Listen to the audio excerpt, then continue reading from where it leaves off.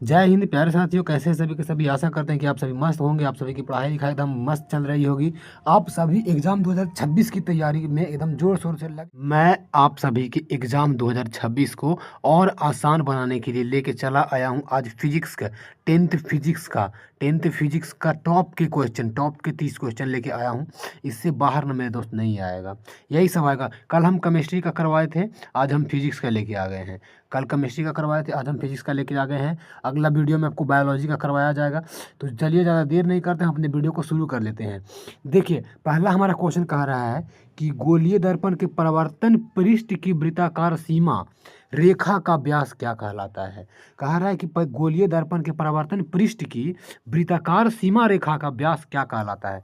क्या कहलाता है, हमारे ऑप्शन कुछ दिए गए हैं। मुख्य फोकस, वक्रता त्रिज्या, प्रधान अक्ष, गोलीय दर्पण का द्वारक। क्या कहलाता है दोस्त, कह रहा है कि गोलीय दर्पण के परावर्तन पृष्ठ की वृत्ताकार सीमा का रेखा व्यास क्या कहलाता है। मुख्य फोकस, वक्रता त्रिज्या, प्रधान अक्ष की गोलीय दर्पण का द्वारक क्या कहलाता है। तो हमारा सही आंसर क्या होगा, देखो वह कहलाता है वृत्ताकार सीमा जो रेखा है वो कहलाती है गोलीय दर्पण का द्वारक कहलाता है। गोलीय दर्पण का द्वारक कहलाता है।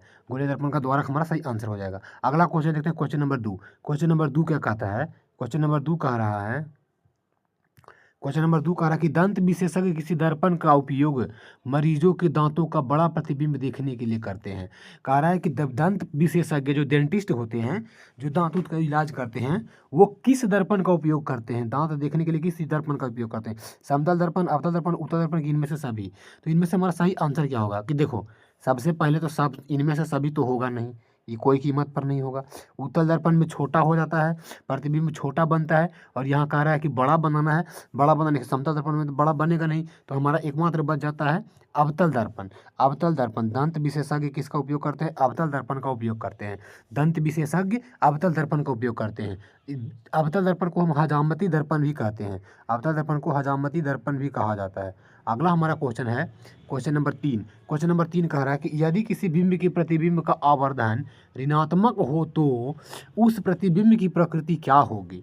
यदि किसी बिंब, अगर कोई जो बिंब बन रहा है, बिंब का जो प्रतिबिंब है, वो प्रतिबिंब का आवर्धन क्या हो रहा है, ऋणात्मक हो रहा है, आवर्धन ऋणात्मक हो रहा है, तो उस प्रतिबिंब की प्रकृति क्या होगी। मतलब वह प्रतिबिंब कैसा बनेगा, वास्तविक, उल्टा, वास्तविक सीधा, आभासी और सीधा, कि आभासी और उल्टा। इसका सही आंसर क्या होगा। देखो दोस्त, जब भी आवर्धन ऋणात्मक होगा, जब भी आवर्धन आपका ऋणात्मक होगा ना, तब वह सीधा सी बात है कि वो वास्तविक बनेगा। जब भी आवर्धन ऋणात्मक होगा तब वह वास्तविक बनेगा। और वास्तविक में भी कैसा, क्योंकि यहाँ पे देखोगे तो वास्तविक दो गो, एक सीधा है एक उल्टा है, तो हमारा वास्तविक बनेगा, तो वास्तविक ये उल्टा बनेगा, सीधा नहीं बनेगा, उल्टा बनेगा, वास्तविक उल्टा होगा। वास्तविक जब भी आवर्धन माइनस में हो, जब भी आवर्धन ऋणात्मक हो, तो वास्तविक उल्टा बनता है। क्वेश्चन नंबर 4 को देखते हैं। क्वेश्चन नंबर 4 क्या कहता है। क्वेश्चन नंबर 4 कह रहा है, थ्योरी है, दे दिया है, थ्योरी दिया है कि थ्योरी दिया है, बोला कि निम्नलिखित में से कौन सा उत्तल दर्पण की फोकस दूरी जिसकी वक्रता त्रिज्या 32 है, वक्रता त्रिज्या 32 है, तो निम्नलिखित में से कौन सा सेंटीमीटर, मतलब निम्नलिखित में से कौन सा सही होगा, फोकस दूरी क्या होगी उसकी। अगर किसी कह रहा है, क्वेश्चन कह रहा है कि निम्नलिखित में से कौन उत्तल दर्पण की फोकस दूरी है जिसकी वक्रता त्रिज्या 32 है, जिसकी वक्रता त्रिज्या 32 है, इसमें से हमारा सही आंसर क्या होगा। देखो, जब भी आप सुने होंगे उत्तल दर्पण कह रहा है, उत्तल दर्पण में हमारा क्या होता है, उत्तल दर्पण में अगर 32 है तो 32 को आप सुने होंगे, आर बराबर 2F, आर बराबर 2F सुने हैं ना, आर बराबर 2F, आर बराबर 2F, आर बराबर 2F का मतलब होता है आर का वैल्यू आ रहा है, मतलब आर बराबर वैल्यू हो रहा है, पूछ रहा है कौन सा आर बराबर फोकस दूरी, और 2F होता है वक्रता त्रिज्या के बारे में पूछ रहा है। तो जब 32 है तो 32 को हम 2 से भाग देंगे तो कितना आ जाएगा, 16 आ जाएगा। और उत्तल दर्पण है तो उत्तल दर्पण में क्या होगा, हमारा उत्तल दर्पण में हमारा प्लस हो जाएगा, उत्तल दर्पण में हमारा पॉजिटिव हो जाएगा, मतलब +16 सेंटीमीटर हमारा सही आंसर हो जाएगा इसका। +16 सेंटीमीटर इसका सही आंसर हो जाएगा। 32 जब दे रहा है तो +16 सेंटीमीटर, बस आधा कर देना है, इसको याद रख देना है। अगला क्वेश्चन देखते हैं, क्वेश्चन नंबर 5। क्वेश्चन नंबर 5 क्या कहता है। क्वेश्चन नंबर 5 कह रहा है कि परावर्तन परावर्तन कह रहा है परावर्तन के नियम से निर्धारित होता है, परावर्तन के नियम से निर्धारित होता है। कौन होता है? आपतन कोण बराबर अपवर्तन कोण, परावर्तन कोण बराबर अपवर्तन कोण, आपतन कोण बराबर विचलन कोण, या इनमें से कोई नहीं। तो आप सुने होंगे कि परावर्तन के कितने नियम होते हैं? परावर्तन के 2 नियम होता है। परावर्तन के 2 नियम होता है। आप परावर्तन के आप 2 नियम सुने होंगे। पहला नियम तो इस तरह से कहता है कि आपतन कोण बराबर अपवर्तन कोण होता है, आपतन कोण बराबर अपवर्तन कोण होता है। दूसरा सुने होंगे कि आपतन कोण, अपवर्तन कोण और आपतन बिंदु पर डाला गया अभिलंब तीनों एक ही समतल दर्पण पर होता है। कुछ इस प्रकार से होता है। तो इस पर यह होता है 2 नियम। तो हमारा सही आंसर क्या हो जाएगा? सही आंसर होगा दोस्त ये वाला। आपतन कोण बराबर परावर्तन कोण होता है। आपतन कोण बराबर परावर्तन, अपवर्तन नहीं, परावर्तन कोण होता है। आपतन कोण बराबर परावर्तन कोण होता है। अगला क्वेश्चन देखते हैं, क्वेश्चन नंबर 6। क्वेश्चन नंबर 6 क्या कह रहा है कि हवा निर्वात में प्रकाश की चाल कितनी होती है? निर्वात में प्रकाश की चाल कितना होता है? निर्वात में प्रकाश की चाल कितनी होती है? ऑप्शन हमारा कुछ इस तरह से दिया गया है। 3 × 10⁸ मीटर पर सेकंड, 3 × 10⁸ मीटर पर सेकंड, 3 × 10⁸ किलोमीटर पर सेकंड, ये 3 × 10⁸ मीटर पर सेकंड। देख, बहुत कंफ्यूजिंग क्वेश्चन है ये वाला ना, बहुत ही ज़्यादा कंफ्यूजिंग है। कह रहा है निर्वात में प्रकाश की चाल, निर्वात में इसकी चाल कितनी होती है? 3 × 10⁸ 3 × 10⁸ मीटर पर सेकंड होता है निर्वात में इसका चाल। ठीक है, निर्वात में इसका पर सेकंड इतना चाल होता है, आज सेकंड हो जाता है। तो हमारा सही जो आंसर हो जाएगा 3 × 8⁻10 मीटर पर सेकंड, हमारा ए सही आंसर हो जाता है। 3 × 10⁸ मीटर पर सेकंड। सातवां क्वेश्चन करा कि प्रकाश किस तरंग का उदाहरण होता है? प्रकाश किस तरंग का उदाहरण है? किस तरंग का? ध्वनि तरंग का, विद्युत चुम्बकीय तरंग का, कि परावैगनिक तरंग का, कि पराश्रव्य तरंग का? प्रकाश किस तरंग का?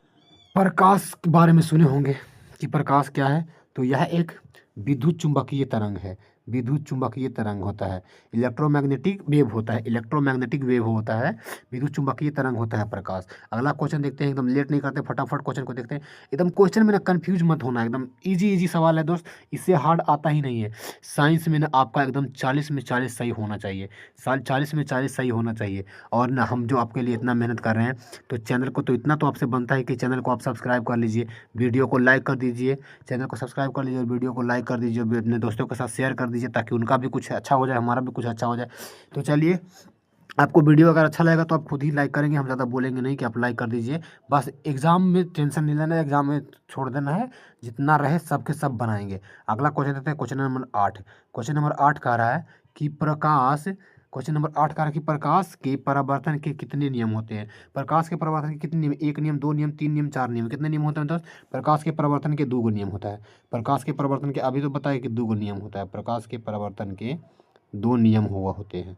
अगला क्वेश्चन कह रहा है कि किस दर्पण का प्रतिबिंब बड़ा बनता है? समतल दर्पण, उत्तल दर्पण, अवतल दर्पण, इनमें से कोई नहीं। किसका बड़ा बनता है जी? बनता है सब। देखो, बड़ा जब भी बनेगा तो उत्तल दर्पण की अगर बात आएगी दोस्त, उत्तल दर्पण की, तो उत्तल पे ना छोटा बनता है, उत्तल पे छोटा बनता है, अवतल पे बड़ा बनता है, अवतल पे बड़ा बनेगा। ठीक है, और जब समतल की बात आएगी तो समतल मतलब समान बनेगा, समान रहेगा। तो अवतल में बड़ा बनता है, अवतल दर्पण में बड़ा प्रतिबिंब बनता है, अवतल दर्पण में बड़ा प्रतिबिंब बनता है। अगला क्वेश्चन देखते हैं, क्वेश्चन नंबर 10। अगला हमारा क्वेश्चन कह रहा है कि गोलीय दर्पण में वक्रता त्रिज्या के बीच क्या संबंध होता है?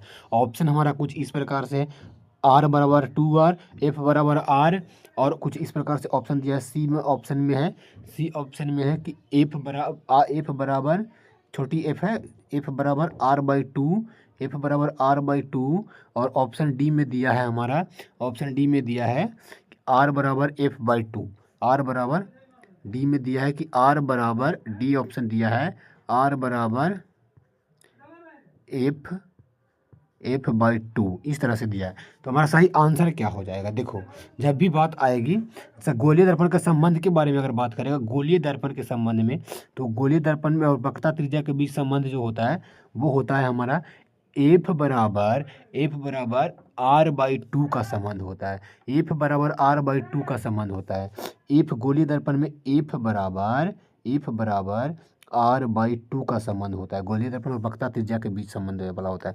अगला क्वेश्चन देखते हैं, क्वेश्चन नंबर 11। क्वेश्चन नंबर 11 क्या कहता है, सर्च लाइट के परावर्तक सतह का होता है। सर्च लाइट के मतलब सर्च लाइट में परावर्तक सतह जो होता है उसमें किस किस दर्पण का उदाहरण होता है, किस दर्पण का उपयोग किया जाता है। सर्च लाइट में किसका उपयोग किया जाता है उत्तल अवतल समतल की उत्तल अवतल दोनों का। देखो सर्च लाइट में किसका उपयोग किया जाता है, सर्च लाइट में भी देखे, सर्च लाइट में होता है जो गली वली में होता है उसको सर्च लाइट बोला जाता है। तो वही लाइट में न अवतल दर्पण लगाया जाता है, उस लाइट में और अवतल दर्पण का उपयोग किया जाता है। अगला क्वेश्चन देखते हैं, क्वेश्चन नंबर 12। क्वेश्चन नंबर 12 क्या कहता है, क्वेश्चन नंबर 12 कह रहा है कि दाढ़ी बनाने में कौन सा दर्पण उपयुक्त होता है। दाढ़ी बनाने के लिए समतल दर्पण, उत्तल दर्पण, अवतल दर्पण की इनमें से कोई नहीं। दाढ़ी बनाने के लिए कौन सा दर्पण का उपयोग किया जाता है, तो बताए होंगे कि हजामती दर्पण के रूप में किस दर्पण को जाना जाता है।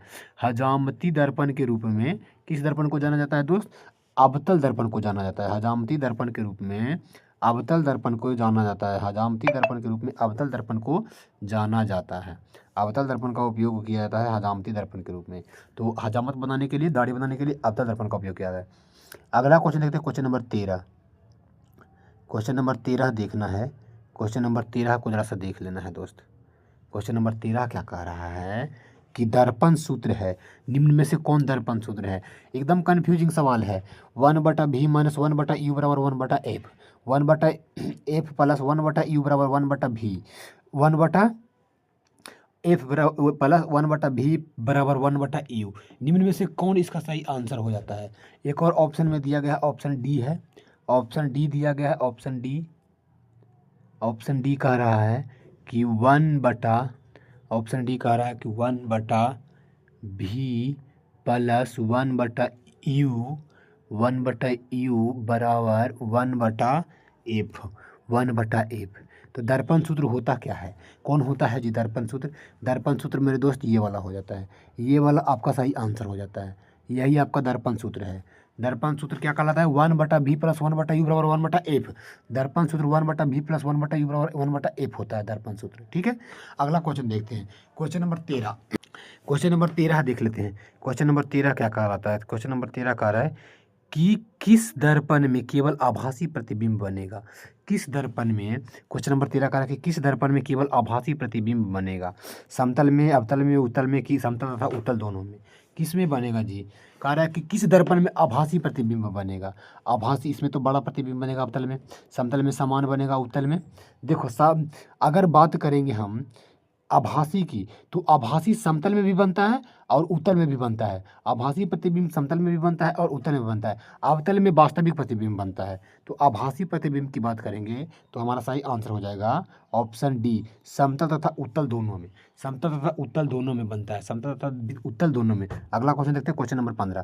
क्वेश्चन नंबर 15 क्या कहता है, क्वेश्चन नंबर 15 कह रहा है, क्वेश्चन नंबर 15 का कहना है दोस्त कि समतल दर्पण में प्रतिबिंब की प्रकृति क्या होती है। समतल दर्पण में प्रतिबिंब की प्रकृति क्या होती है, क्या होता है जी। वास्तविक होता है, वास्तविक तथा सीधा होता है, वास्तविक और उल्टा होता है, कि आभासी और बराबर होता है। समतल दर्पण की बात आ रही है दोस्त, कंफ्यूज मत होना है।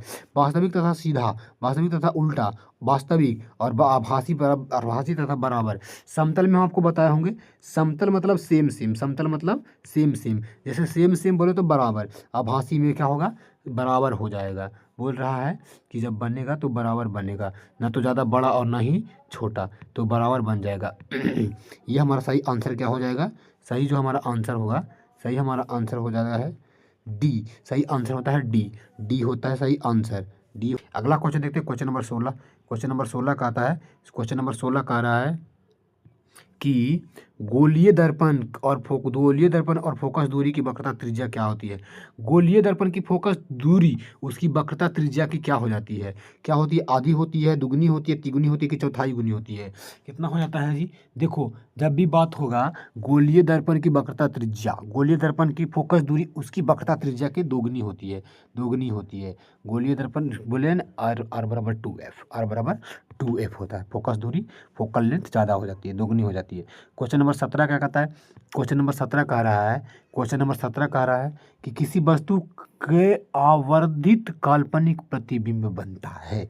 किसी वस्तु का आवर्धित काल्पनिक प्रतिबिंब बनता है। आवर्धित काल्पनिक मतलब आवर्धित काल्पनिक प्रतिबिंब किस पर बनता है? कौन से दर्पण पर? अवतल दर्पण से, समतल दर्पण से, उत्तल दर्पण से कि सभी से? कौन सा सही आंसर हो जाता है हमारा?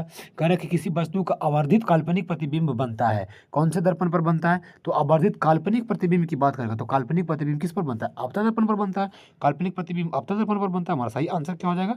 अवतल दर्पण हो जाता है हमारा सही आंसर। अवतल दर्पण हो जाएगा। अवतल दर्पण से हमारा सही आंसर हो जाता है। अगला क्वेश्चन है क्वेश्चन नंबर 18। अगला क्वेश्चन है क्वेश्चन नंबर 18 है।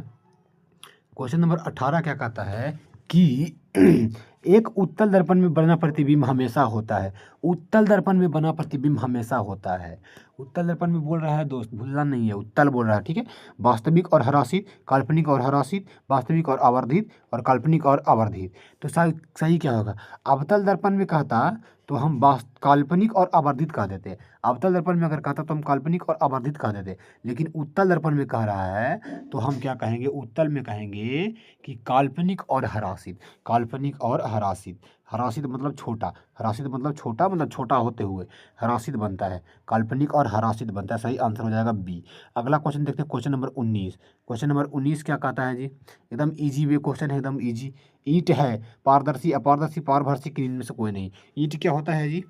अपारदर्शी। पढ़े हैं ना? पारदर्शी, अपारदर्शी और पारभासी क्या होता है? जिसमें से, जिस वस्तु से एकदम इधर से उधर दिख जाए, जिस वस्तु से ए और बी दोनों दिख जाए, ए बिंदु और बी बिंदु दोनों दिख जाए तो उसे हम बोलते हैं पारदर्शी।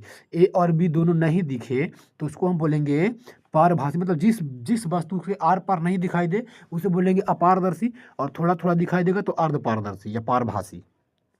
अगला हम देखते हैं क्वेश्चन नंबर 19। क्वेश्चन नंबर 19 क्या कहता है कि हमारी आंखें जो देख सकती है वे वस्तुएं होती है। हमारी आंखें जो देख सकती है वे वस्तुएं क्या होती है? ऑप्शन हमारे कुछ इस तरह से दिए हैं। दीप्त, प्रदीप्त, ऑप्शन सी में दिया गया है, ऑप्शन सी में दिया गया है दीप्त या प्रदीप्त। दीप्त, दीप्त या प्रदीप्त, दीप्त या प्रदीप्त दोनों, दीप्त या प्रदीप्त दोनों। और ऑप्शन डी में है, ऑप्शन डी में है निम्न में से कोई नहीं। ऑप्शन डी में है नॉट, NOT। ऑप्शन डी है नॉट, इनमें से कोई नहीं। तो देखो हमारी आंखें जो देख सकती है, दीप्त मतलब क्या होता है? जो जलता है। प्रदीप्त, तो हमारा सही आंसर क्या हो जाएगा कि हम इसको भी देख सकते हैं और इसको भी देख सकते हैं। हमारा सही आंसर हो जाएगा सी। हमारा सही आंसर क्या हो जाएगा? सी हो जाएगा हमारा सही आंसर। दीप्त या प्रदीप्त दोनों, दीप्त या प्रदीप्त दोनों को हम देख सकते हैं। दीप्त या प्रदीप्त दोनों को देख सकते हैं, ठीक है। यहाँ देखेंगे तो दीप्त, और यहाँ पे हमारा ऑप्शन दिया गया है दीप्त और प्रदीप्त दोनों देख सकते हैं। अगला हम क्वेश्चन देखते हैं। क्वेश्चन नंबर कितना है? क्वेश्चन नंबर है 21। क्वेश्चन नंबर 21 कह रहा है कि मनुष्य, कह रहा है कि एक मनुष्य समतल दर्पण की ओर 3 मीटर प्रति सेकंड की चाल से आ रहा है। एक मनुष्य समतल दर्पण की ओर 3 मीटर प्रति सेकंड की रफ्तार से आ रहा है, कि चाल से आ रहा है। मनुष्य को दर्पण में अपना प्रतिबिंब किस चाल से आता हुआ दिखेगा? किस चाल से आता हुआ प्रतीत होगा? जब वो 3 मीटर प्रति सेकंड के अनुसार से आ रहा है और समतल दर्पण की ओर आ रहा है तो वो उसको दिखेगा 6 मीटर प्रति सेकंड। 6 मीटर प्रति सेकंड की रफ्तार से बनते हुए दिखेगा। 6 मीटर, ऑप्शन सी होगा इसका सही। 6 मीटर प्रति सेकंड की रफ्तार से उसको आते हुए दिखेगा 6 सेकंड। अगला क्वेश्चन देखते हैं क्वेश्चन नंबर 21। क्वेश्चन नंबर 21 क्या कहता है कि समयुग्मी फोकस संभव है केवल, समयुग्मी, कह रहा समयुग्मी फोकस संभव है केवल किसमें संभव होता है जी? उत्तल दर्पण में, अवतल दर्पण में, समतल दर्पण में कि साधारण कांच में? किसमें होगा?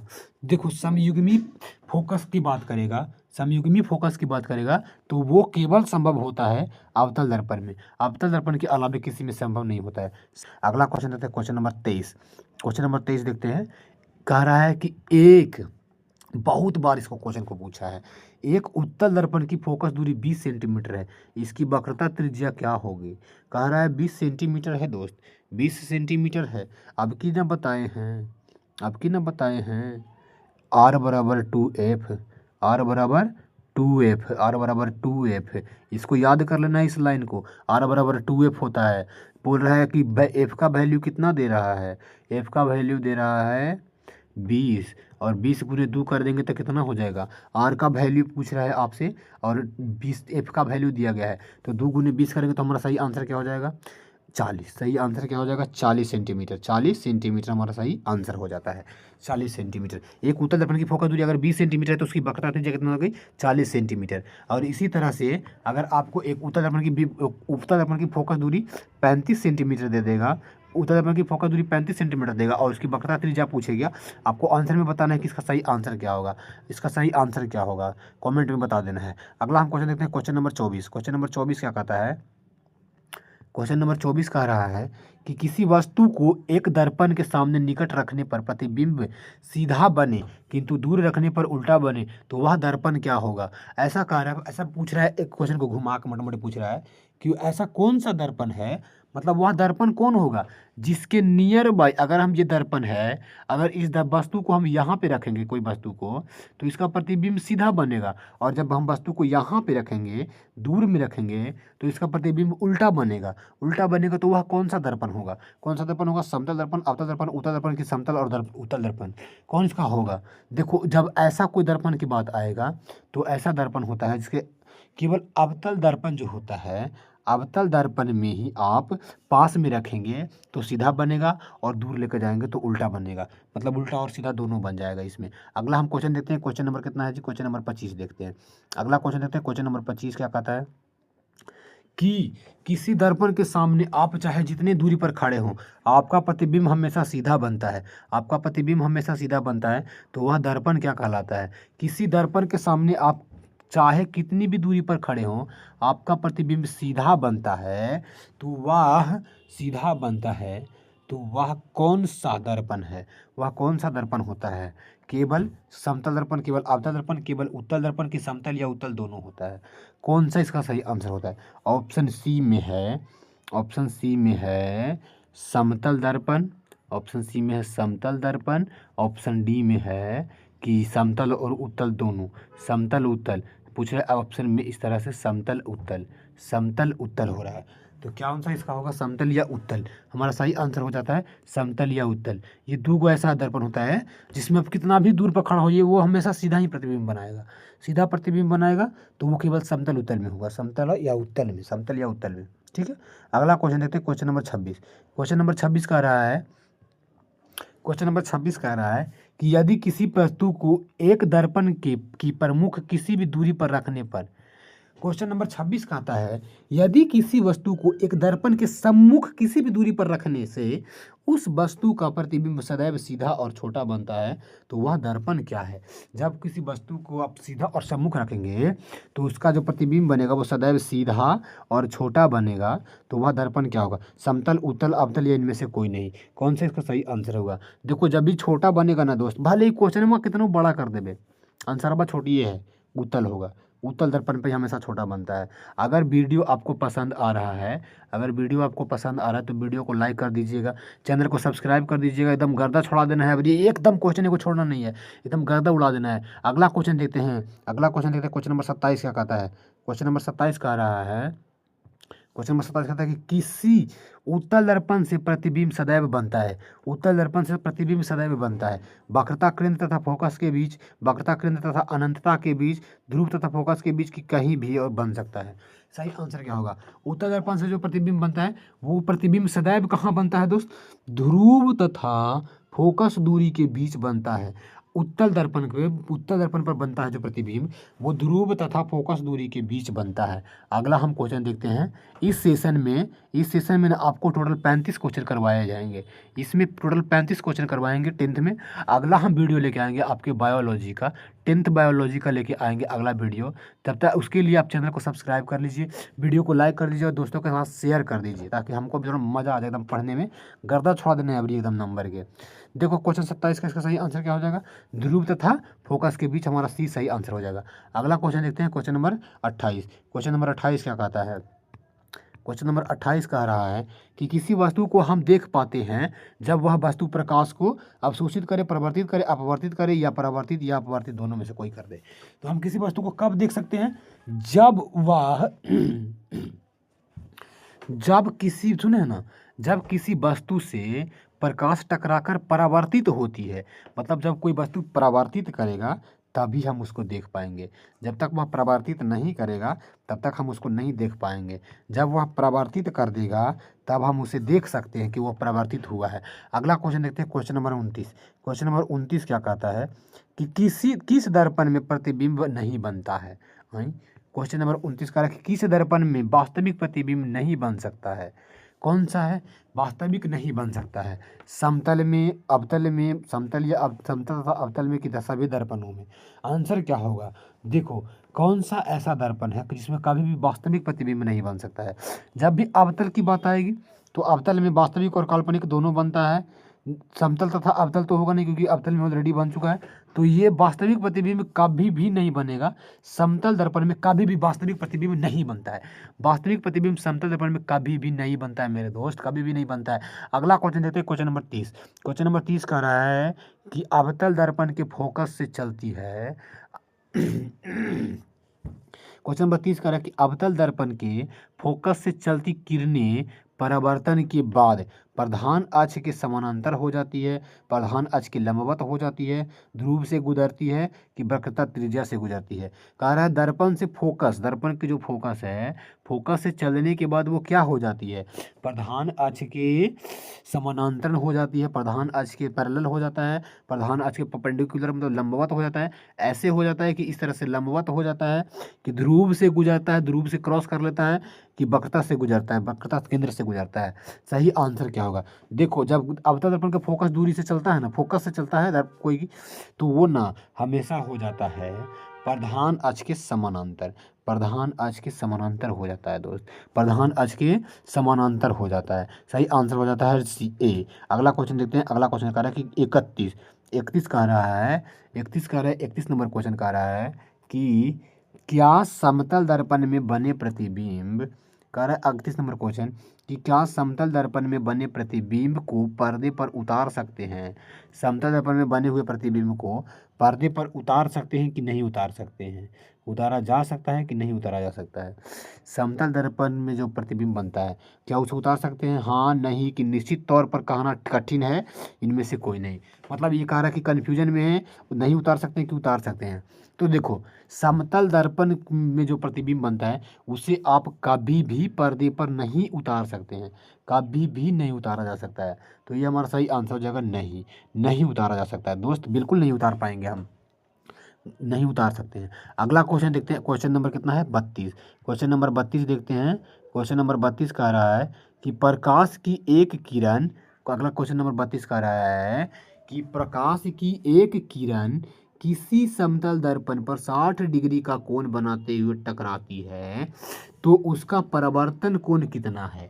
उसका परावर्तन कोण कितना है? कह रहा है कि प्रकाश की एक किरण, मान लो यहाँ एक दर्पण रखा गया है, यहाँ पर एक दर्पण रखा गया है और कोई एक प्रकाश की किरण आ रही है और इस तरह से टकरा रही है। अब यहाँ से जो यहाँ के जो कोण बन रहा है वो 60 डिग्री का है, तो दूसरा उसका परावर्तन किरण जो ये वाला जो कोण है वो कितना डिग्री का बनेगा? कितना डिग्री का ये वाला कोण का मान पूछ रहा है, कितना बनेगा? 60 डिग्री, 30 डिग्री, 45 डिग्री या 90 डिग्री? कौन सा इसका सही होगा? इसका सही आंसर क्या होगा? देखो, जब भी परावर्तन कोण की बात करेगा तो इसका जो मान हो जाएगा, अगर समतल दर्पण की बात करेगा तो 60 के आधा 30 डिग्री, 60 के आधा कितना डिग्री? 30 डिग्री हो जाता है। 60 के आधा 30 डिग्री का कोण बनता है, ये 60 के आधा 30 डिग्री का कोण बनेगा।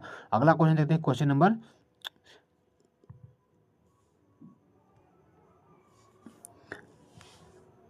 60 के आधा 30 डिग्री का बनता है। क्वेश्चन नंबर 31 देखते हैं।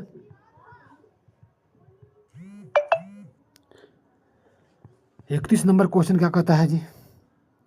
31 नंबर क्वेश्चन कह रहा है, 33 नंबर का क्वेश्चन क्या कहता है? 33 नंबर क्वेश्चन कह रहा है कि समतल दर्पण से किसी वस्तु का प्रतिबिंब होता है। समतल दर्पण से किसी वस्तु का प्रतिबिंब क्या होता है? वास्तविक बनता है, आभासी बनता है, बड़ा बनता है कि छोटा बनता है? समतल दर्पण पे अब वास्तविक होता है, आभासी होता है? वास्तविक होता है। समतल दर्पण पे कौन सा होता है जी? अगला क्वेश्चन कह रहा है, क्वेश्चन नंबर 33, समतल दर्पण से किस वस्तु का प्रतिबिंब, किसी वस्तु का प्रतिबिंब होता है। वास्तविक बनता है, आभासी बनता है, कि बड़ा बनता है, कि छोटा बनता है। समतल दर्पण पर क्या बनता है दोस्त, समतल दर्पण पर आभासी प्रतिबिंब बनता है। समतल दर्पण पर आभासी प्रतिबिंब बनता है, आभासी। क्वेश्चन नंबर 33 देखेंगे। क्वेश्चन नंबर 34 क्या कहता है, क्वेश्चन नंबर 34 का कहना है कि किसी वस्तु का अवतल दर्पण द्वारा बना प्रतिबिंब आभासी, सीधा तथा वस्तु से बड़ा पाया गया तो वस्तु की स्थिति कहाँ होनी चाहिए। अगर देखो क्या कह रहा है, तीन कंडीशन कह रहा है कि एक तो आभासी होना चाहिए, सीधा तथा वस्तु से बड़ा होना चाहिए। तो यह जब ऐसा बनेगा तो वो इसकी स्थिति कहाँ होगी, मुख्य फोकस पर तथा वक्रता केंद्र के बीच, वक्रता केंद्र पर, वक्रता केंद्र के परे, या दर्पण के ध्रुव तथा मुख्य फोकस के बीच। कौन सा इसका सही आंसर होगा। देखो जब भी इतना सारा कंडीशन मांगेगा ना, तो आप जब वस्तु को दर्पण के ध्रुव तथा मुख्य फोकस के बीच रखेंगे तब जाके वस्तु बनेगा, तब जाके वस्तु बनेगा। पर आभासी तथा सीधा वस्तु से बड़ा बनेगा जब आप दर्पण के ध्रुव तथा मुख्य फोकस के बीच रखेंगे। अंतिम अपना क्वेश्चन देख लेते हैं, क्वेश्चन नंबर 35। क्वेश्चन नंबर 35 कह रहा है, एकदम इजी क्वेश्चन है, ज़्यादा हार्ड नहीं है, एकदम इजी क्वेश्चन है। क्वेश्चन नंबर 35 कह रहा है कि निम्नलिखित में से किस दर्पण के द्वारा किसी वस्तु का वास्तविक प्रतिबिंब मिल सकता है। किस दर्पण के द्वारा किसी वस्तु का वास्तविक प्रतिबिंब मिल सकता है। उत्तल दर्पण के द्वारा, समतल दर्पण के द्वारा, अवतल दर्पण के द्वारा, कि निम्न में से कोई नहीं। किस दर्पण के द्वारा इसका वास्तविक प्रतिबिंब मिल सकता है। उत्तल दर्पण, अवतल दर्पण, समतल दर्पण, की निम्न में से कोई नहीं। किस दर्पण, जब आभासी की बात करेगा, आभासी की बात करेगा, वास्तविक,